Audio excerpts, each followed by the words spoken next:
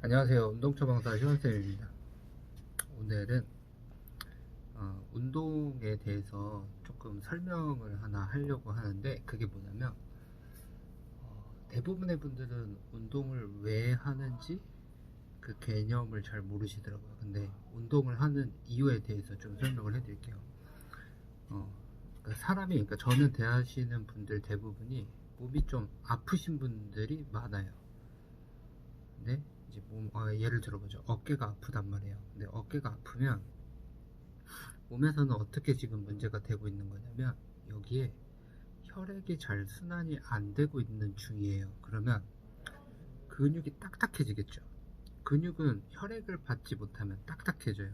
자, 근육이 혈액을 잘 품으면 말랑말랑한데, 근육이 혈액을 잘 품지 못하면 딱딱해져요. 저희가 껌을 씹으면, 씹던 껌을 늘리면 잘 늘어나는데, 씹지 않고 있던 껌을 늘리면 찢어지죠. 비슷해요.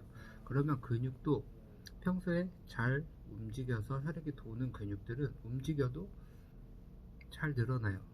혈액도 잘 품고 있고. 근데 그러지 못한 근육들은 움직일 때 상처가 나죠. 그게 관절에 가까이 붙어 있는 근육, 관절이 뼈에 붙는 부분을 힘줄이라고 해요. 그 힘줄이 만약에 상처가 나, 찢어졌어, 그러면 그걸 힘줄염이라고 불러요. 힘줄에 염증이 생겼다. 이제 그렇게 되면 문제가 또 뭐냐면, 아프죠. 아프니까 혈액의 순환이 안 되면서 거기에 노폐물이 쌓여요. 그러면 노폐물이 쌓이면 움직일 때 더 아파요. 예를 들면, 자, 손목으로 치면 손목을 꽉 잡고 있는 거예요. 잡고 있는 상태, 노폐물이 꽉 꼈어. 이 상태에서 손목을 움직이려고 해요. 아우, 아파. 꽉 잡고 있는 상태에서 움직이려니까 아프죠. 그게 어깨에 꽉 껴서 어깨를 꽉 잡고 있는데 어깨를 움직이려고 해봐요. 아프죠. 그거랑 비슷한 원리로 생각을 하시면 돼요.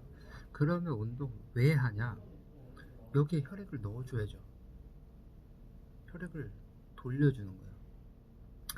그러니까 한번 다쳐서 혹은 문제가 생겨서 아파진 근육에는 혈액이 자동으로 순환이 잘 안 돼요. 그럼 어떻게 해야 돼? 수동으로 혈액을 넣어줘야죠. 그럼 그 방법이 어떻게 돼? 그게 제가 계속 올려드리는 거예요, 영상에다. 어깨 아프면 어깨 쪽, 손목 아프면 손, 팔꿈치 아프면 팔목, 허리 아프면 허리 쪽, 무릎 아프면 무릎, 발목 아프면 발목 쪽, 그쪽 해당되는 부위로 자꾸 혈액을 돌려야죠. 근데 대부분 보면 목 아프신 분들이 어깨 같이 아프고요, 목 아프면 허리 같이 아프고, 허리 아프면 또 무릎이나 발목이 같이 아프시단 말이에요. 그러니까 대부분 몸 전체가 자꾸 뻣뻣해진다는 거죠. 그러니까 혈액이 순환이 잘 안 된다는 거예요. 그럼 어떻게 해야 되겠어요? 운동을 해야죠. 혈액을 자꾸 돌려줘야죠. 그러면 혈액을 돌리지 않고 내가 운동을 안 해. 그럼 어떻게 되냐? 몸은 계속 사람이 살면 산화 과정을 겪어요. 그래서 산화가 뭐냐면 자꾸 몸이 산성화되는 거예요. 그러니까 자꾸 노화를 겪는 거예요. 늙는 거예요. 그러니까 그거를 반대로 중화시켜서 알칼리성을 시켜야 노화가 방지된다. 이런 알칼리성 음식이다. 그런 걸 자꾸 먹잖아요. 그게 노화 방지 때문에 하는 거거든요. 근데 산화가 자꾸 되면 노폐물이 자꾸 생겨나요. 이게 자연스러운 거예요. 나쁜 게 아니고. 근데 문제는 운동을 해서 근육이 뻐근하게끔 쓰이면 노폐물을 자꾸 태운단 말이죠. 근데 그걸 못하면 어떻게 되겠어요? 계속 쌓이기만 하는 거예요. 근데 희한하게 아프고 염증이 있고 문제가 있는 곳에 더 쌓여요. 시냇물도 이렇게 쭉 흐르는데, 잘 흐르는 곳이 시냇물이 썩어요? 아니요, 그렇지 않아요. 고이는 데 썩어요. 고이는 데 꼭 쓰레기들이 가서 부패를 시작을 하죠. 네, 몸도 마찬가지예요. 그러니까 고이는 곳이 생기지 않도록 내가 자꾸 살펴야 되는 거예요. 그게 뭐냐? 스트레칭도 하고요. 몸에 아침에 일어나면 기지개도 피고, 몸이 뻣뻣한 데를 살펴. 그리고 몸이 자꾸 뻣뻣해지는 곳이 있으면 그 곳에 운동을 어떻게 하는지 자꾸 찾아서 혈액을 돌려줘야죠. 그게 만약에 발바닥에 오랫동안 있었으면 발바닥에 근육이 딱딱해져서 찢어질 거 아니야. 염증 생겼죠. 그게 족저근막염이에요. 무릎에 생겼어. 그럼 그게 무릎에 질환이 되는 거예요. 허리에 생겼어. 그럼 그게 허리에 질환이 되는 거예요. 어깨에 생겼어. 어깨, 목에 생겼어. 목의 질환으로 자꾸 나타나는 거예요.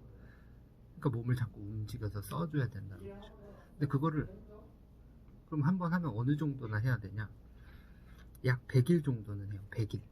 그러니까 3달에서 4달 정도. 이게 몸에 있는 세포가 습성의 기억을 바꾸는데 그 정도 시간이 걸린다고 해요. 그래서 저희가 당군 신화에도 보면 호랑이랑 곰을 가둬놓고 동굴에 넣어놓고 100일 동안 마늘을 먹어. 그러니까 동물의 습성을 100일 동안 얘네가 변화를 시킬 수 있으면 인간을 만들어주겠다. 세포를 변화시키는 기억이 약 100일 정도 걸린다는 거야. 최소한 그렇게 걸려. 그러면 우리도 몸에 운동을 계속 하잖아요.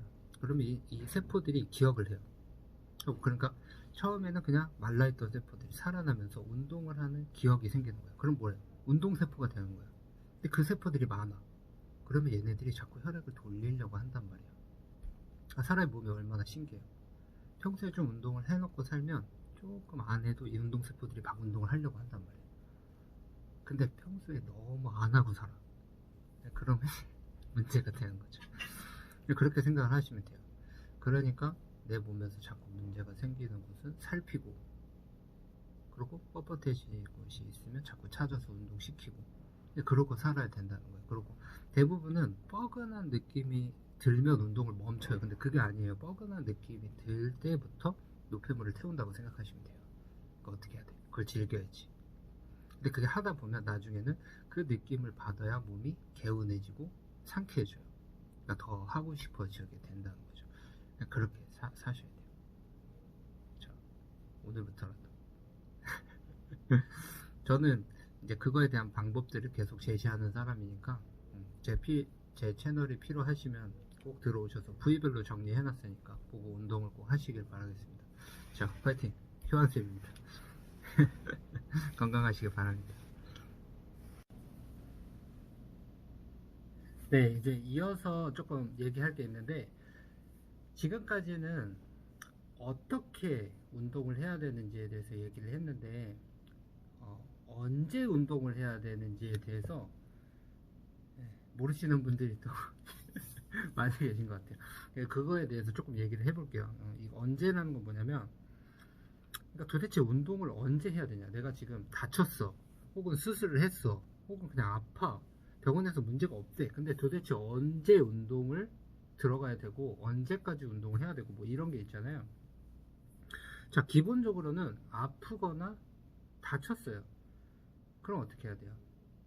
병원을 먼저 가야죠. 집에서 유튜브 찾아봐서 혼자 해결하실 게 아니고 먼저 병원에를 가시는 거예요. 병원에 가서 진단을 먼저 받아야죠. 진단을 먼저 받고 거기에서 이제 뭐 필요한 부분, 뭐 만약에 인대가 늘어났다거나 뭐 힘줄에 뭐 염증이 생겼다거나 그러면 뭐 근육이 다쳤다거나 아니면 뭐가 있을까요? 또 관절에 뭐 퇴행성 뭐 관절염이 있다거나 아니면 뭐 신경에 문제가 있다거나 이러면 기본적으로 진단을 먼저 받고 뭐 보존적인 치료를 하던 약물 치료를 하던 아니면 다른 뭐 물리적인 치료를 하던 치료를 먼저 처방을 받아서 하는 거예요. 그래서 그걸 먼저 했어. 그걸 먼저 하고 이제 어느 정도 그 보존적인 치료 기간이 끝났을 때부터 이제 제가 알려드리는 운동들을 들어가시면 돼요. 그거는 보통은 이제 의사 선생님께서 정해 주시는 거죠. 그거를 우선은 알아야 돼요. 그러면 반대로 내가 수술을 했다. 그러면 운동은 언제부터 하냐?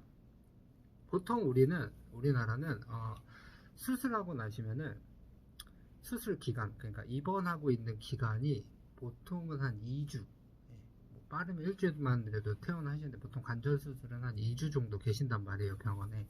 그게 끝나고 나면 처음에는 우선 도수치료라는 걸 해요. 물리치료실에 가서 도수치료, 그거는 이제 뭐 어깨 수술했다가 뭐 무릎 수술했다, 잘 안 구부러진다, 팔이 잘 안 움직인다, 뻑뻑해진다, 그러면 이제 내가 스스로 움직이는 게 아니고 그 물리치료 선생님이 먼저 움직여주는 거 하는 거죠. 그리고 그거를 보통은 6주 정도까지 해요.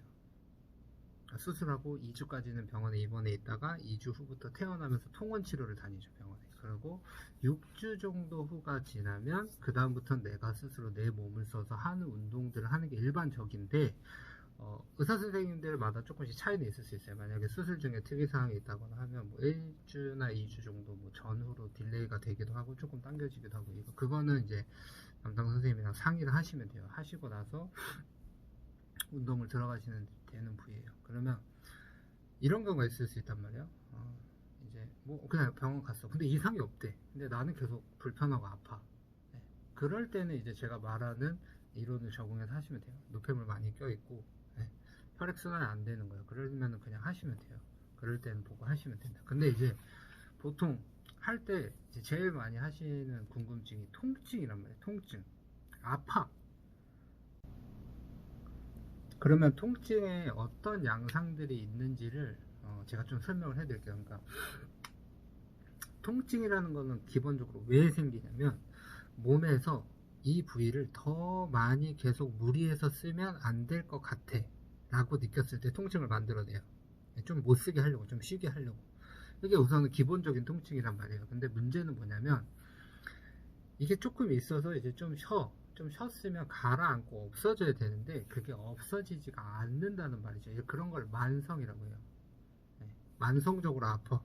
그러니까 일시적으로 급성적으로 아팠다 없어지는 게 아니고 계속 아파. 그럴 때는 운동을 해야 된다는 거예요.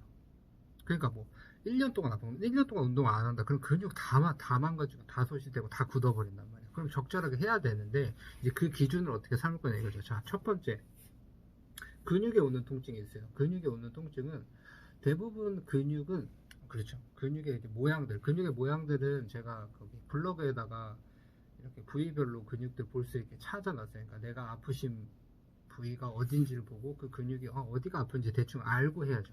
네, 알고 그 근육의 중간 부위, 그러니까 근육이 요만큼 길이가 있다고 하면 끝부분이 아픈 거는 보통은 힘줄이 아픈 거예요. 그러니까 근육이 뼈에 와서 붙는 부위를 힘줄이라고 해요. 영어로는 텐던이라고 해요. 그래서 그 텐더니티스 뭐 이렇게 하면은 거기 염증 생겼다는 거예요. 근데 그런 경우, 그러니까 끝부분이 아니고 가운데쯤이 아파. 그건 대부분 근육통이에요. 근데 걔네들의 특성은 움직일 때 더 아파요.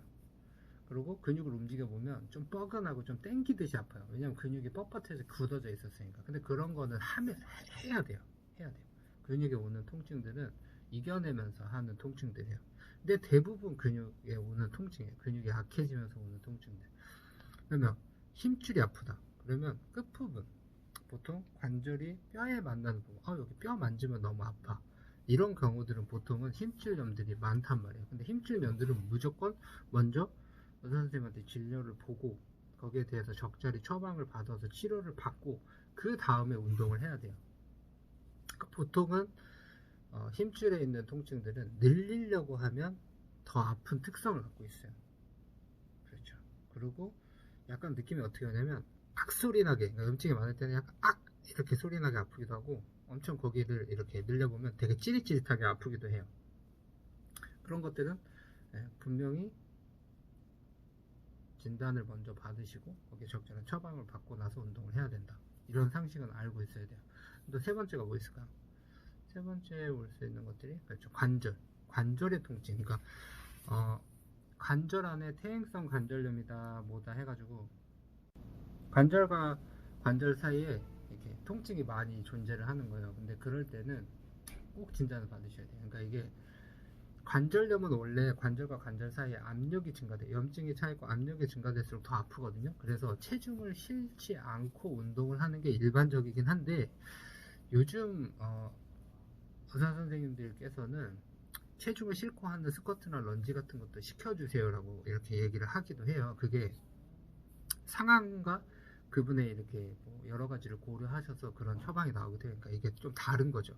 그러니까 내가 관절염이라고 무조건 체중을 실으면 안 된다, 무조건 디드면 안 된다, 또 이런 것도 아니에요. 그러니까 그거는 의사 선생님이랑 주치 선생님이랑 상의를 하셔서 운동을 어떤 식으로 좀 할 건지 병원에 가셔서 하는 게 필요해요. 그러니까 혼자서 내가 관절염이 있다, 집에서 나 혼자 한다, 이거보다는 병원에 가셔서 진단받고 한다. 이게 좀 더 나을 거예요. 집에서 할 수 있는 운동은 아까처럼 근육통, 힘줄 통증도 병원에 가야 되고, 그 다음에 또 신경통 있어요. 신경통. 그러니까 신경통의 특성은 저려. 그리고 가만히 있어도 아파요.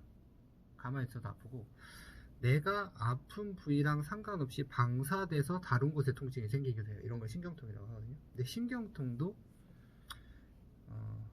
자기 혼자서 운동하는 것보다 병원에 가서도 운동하는 게 좋아요. 왜냐면 신경통 같은 경우는 이렇게 도수치료 같은 거 잘 받으면 많이 감해지기도 하거든요. 그래서 신경통증 같은 것도 병원에 가서 하시는 게 좋고, 또 하나 있을 수 있는 게 인대에서 오는 통증이다. 그거는 대부분 뭐 발목을 삐었다, 아니면 운동하다 다쳤다. 그러면 보통은 이렇게 좀 크게 다치는 거란 말이야. 그래서 같이 다 부어가지고 인대까지 같이 늘어나는 경우들이 있단 말이야. 그런 것들은 보통은 다 병원에 먼저 가서 깁스해서 보존적 치료 먼저 하겠죠.